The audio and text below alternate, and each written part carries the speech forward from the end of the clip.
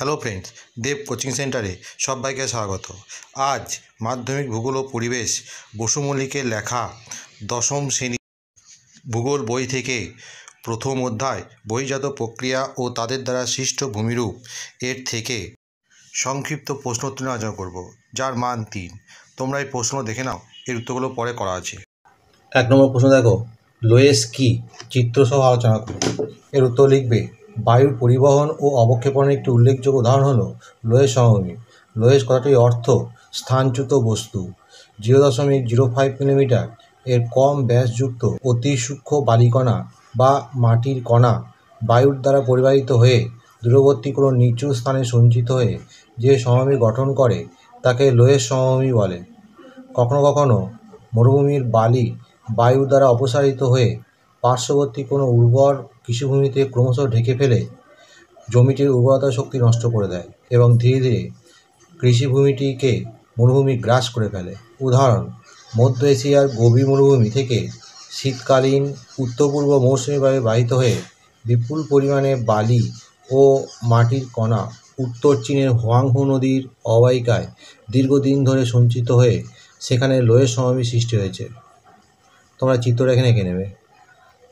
এর পরের প্রশ্ন দেখো, জলপ্রপাত ও ক্যানিয়ন কীভাবে সৃষ্টি হয়? এর উত্তর লিখবে, অত্যন্ত গভীর ও সংকীর্ণ ইংরাজি ভি আকৃতি নদী উপত্যকাকে গিরিখাত বলে। এই নদী উপত্যকা যখন ইংরাজি গভীর আয় আকৃতির মতো হয় তখন তাকে ক্যানিয়ন বলে। উৎপত্তি, নদীর পার্বত্য প্রবাহে যদি কোনো শিলাস্তর অপেক্ষাকৃত কম কঠিন হয় এবং জলপ্রবাহ যদি খুব বেশি হয়, তাহলে নদী নিম্নক্ষয়ের সঙ্গে সঙ্গে পাশের দিকে ক্রমশ ক্ষয়সাধন করতে থাকে। এর ফলে নদী উপত্যকা খুব সংকীর্ণ ও গভীর আকার ধারণ করে এবং ভি আকৃতি উপত্যকা বা গিরিখাতে পরিণত হয়। অপরদিকে শুষ্ক অঞ্চলে নদী কেবল নিম্নক্ষয়ের ফলে উপত্যকা গভীর হয় এবং আয় আকৃতি উপত্যকা বা ক্যানিয়নে পরিণত হয়। উদাহরণ, মার্কিন যুক্তরাষ্ট্রের কলোরাডো নদীর গ্র্যান্ড ক্যানিয়ন। এই ছবিটি তোমরা এঁকে নেবে। এর পরের প্রশ্ন দেখো, অনুদৈর্ঘ্য বালিয়াড়ি ও তির্যক বা বারখান বালিয়াড়ির পার্থক্য।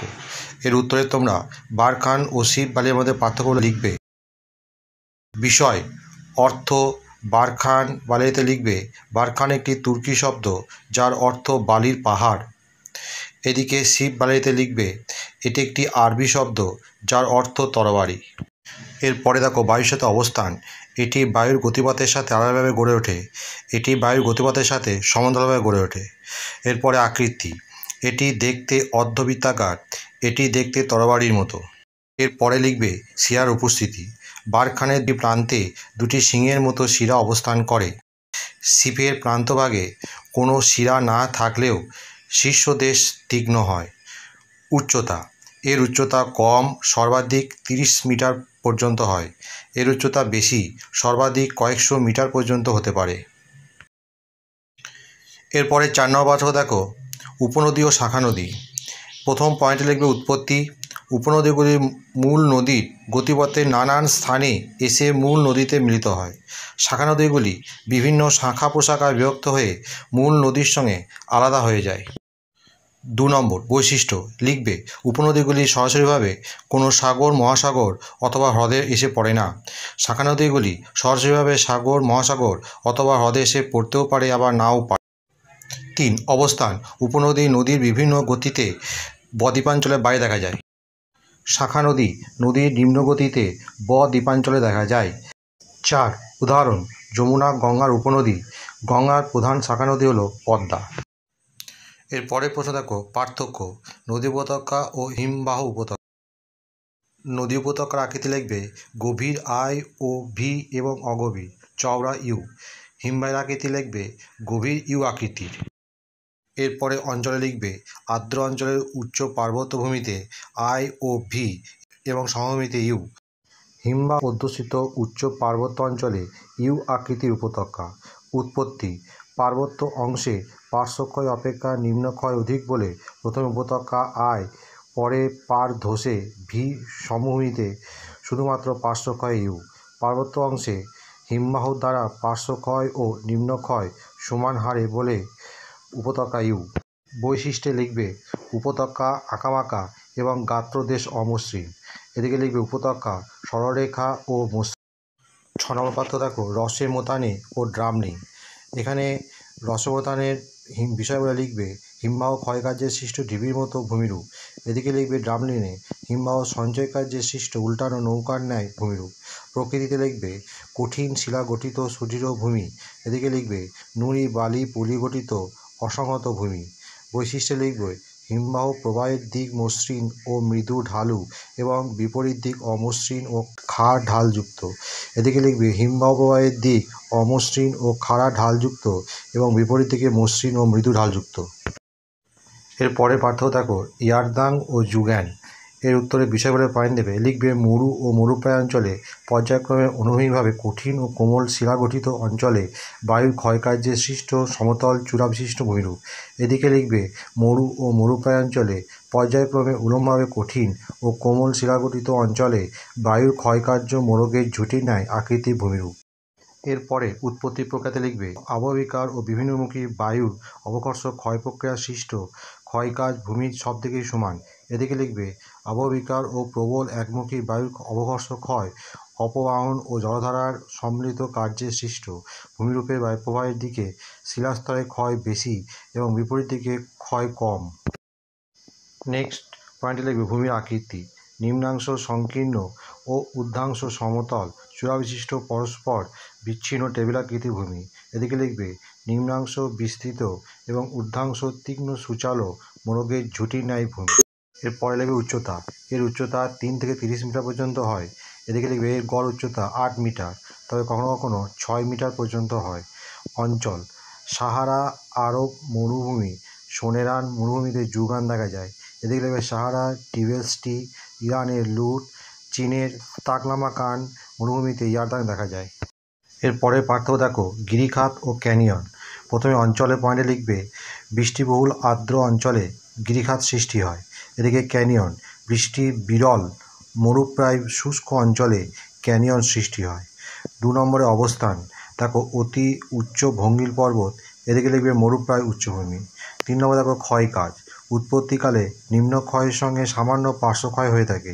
এদিকে লিখবে উৎপত্তিকালে শুধুমাত্র নিম্নক্ষয় হয়, পার্শ্বক্ষয় প্রায় হয় না বললেই চলে। 4 নম্বর আকৃতি। গিরিখাত অত্যন্ত গভীর ও সংকীর্ণ। এর আকৃতি ইংরাজি ভি অক্ষরের মতো। এদিকে লিখবে ক্যানিয়ন অতি গভীর এবং অতি সংকীর্ণ। এর আকৃতি ইংরাজি আই অক্ষরের মতো। এরপরে পার্থক্য দেখো অবরোহণ ও আরোহণ প্রক্রিয়া। অবরোহণের বিষয়ে লিখবে ক্ষয়কার্যের মাধ্যমে উঁচু ভূমি নিচু হওয়ার প্রক্রিয়া। আর এদিকে আরোহণে লিখবে সঞ্চয় কার্যে নিচু ভূমি ভরাট হয়ে উঁচু হওয়ার প্রক্রিয়া। অপর নাম নগ্নিভবন নামে পরিচিত। এদিকে লিখবে সঞ্চয় নামে পরিচিত। পরে কার্যকারী অঞ্চল উচ্চভূমিতে এই প্রক্রিয়া কার্যকর। এদিকে লিখবে নিম্নভূমিতে এই প্রক্রিয়া কার্যকর। বৈশিষ্ট্য ভূমির উচ্চতা হ্রাস পায়, ভূমির উচ্চতা বৃদ্ধি পায়। শক্তি ক্ষয়কারী শক্তিসমূহের নদী বায়ু হিমবাহ সমুদ্রতরঙ্গ ইত্যাদি ক্ষয়কার্যের মাধ্যমে এই প্রক্রিয়া কার্যকর হয়।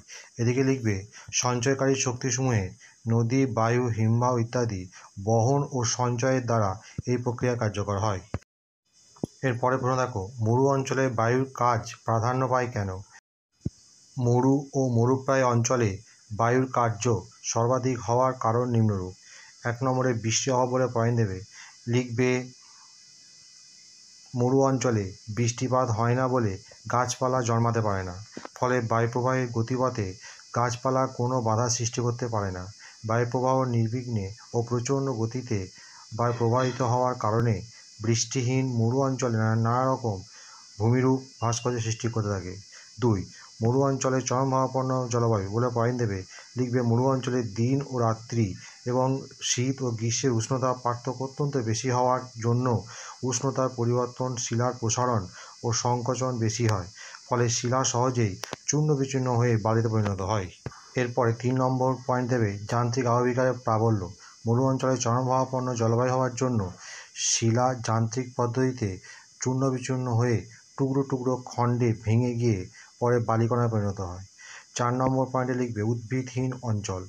লিখবে মরু অঞ্চলে গাছপালা না থাকার কারণে গাছপালার শিকড়ে মৃত্তিকাকে আঁকড়ে ধরে রাখার সুযোগ নেই, ফলে মৃত্তিকা ও বালি শিথিল হয়ে আলগা ধুলোর মতো পড়ে থাকে। বায়ুপ্রবাহ তখন সহজেই শিথিল মৃত্তিকা ও বালিকে উড়িয়ে নিয়ে যায়। 5 নম্বর পয়েন্টে লিখবে বালির সঙ্গে শিলার ঘর্ষণ। প্রবল বায়ুপ্রবাহের সঙ্গে বালিরাশি উড়ে এসে বিভিন্ন শিলার উপর ঘর্ষণ সৃষ্টি করে। এর ফলে শিলা ক্ষয় পেয়ে বালিকণায় পরিণত হয় এবং ভূপৃষ্ঠে বিভিন্ন ভূমিরূপ ভাস্কর্য সৃষ্টি করে। 11 নম্বর প্রশ্ন দেখো, নদীর মোহনায় বদ্বীপ কেন গড়ে ওঠে ব্যাখ্যা করো। এর উত্তরে প্রথমে নদীবাহিত পলির পরিমাণ বলে পয়েন্ট দেবে। লিখবে নদীর মোহনায় বদ্বীপ গঠনের জন্য নদীবাহিত পলির পরিমাণ গুরুত্বপূর্ণ ভূমিকা পালন করে। নদী যদি প্রচুর পরিমাণে পলি বহন করে তাহলে সেটি মোহনায় জমা হতে শুরু করে এবং বদ্বীপ গড়ে ওঠে। এরপরে পয়েন্ট দেবে নদীর গতিবেগ। লিখবে নদীর গতিবেগ কম হলে পলি জমা হওয়ার সম্ভাবনা বেশি থাকে, কারণ কম গতিবেগে নদী তার বহনকৃত পলিকে বহন করতে পারে না। পরে পয়েন্ট দেবে জোয়ার ভাটা। জোয়ার ভাটার কারণে নদীর মোহনায় পলি জমা হওয়ার সম্ভাবনা বেশি থাকে, কারণ জোয়ারের সাথে নদীর জলে পলি জমা হয় এবং ভাটার সময় সেটি স্থির হয়ে যায়।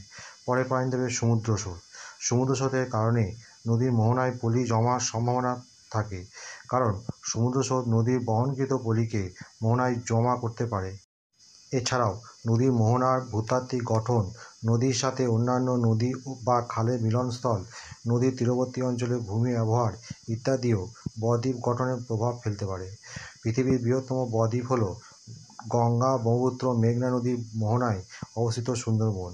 এটি বিশ্বের বৃহত্তম বনাঞ্চল এবং বিভিন্ন প্রজাতির প্রাণীর আবাসস্থল। এরপরের 12 নম্বর প্রশ্ন দেখো, নদীর বহন কার্যের 3টি প্রক্রিয়ার সংক্ষেপে আলোচনা করো। এর উত্তরে নদীর বহন কার্যের প্রক্রিয়াসমূহ বলে পয়েন্ট দেবে। লিখবে নদী নিম্নলিখিত 4টি প্রক্রিয়ায় বহন কাজ করে থাকে। যেমন ক, দ্রবণ।